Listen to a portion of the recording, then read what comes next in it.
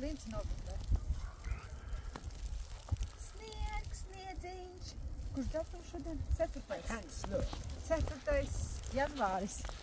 Jā. Izbaudam.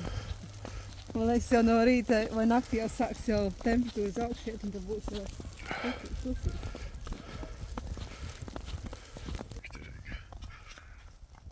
Beidzot mums ir, beidzot pienāca liela sniega daudzumi.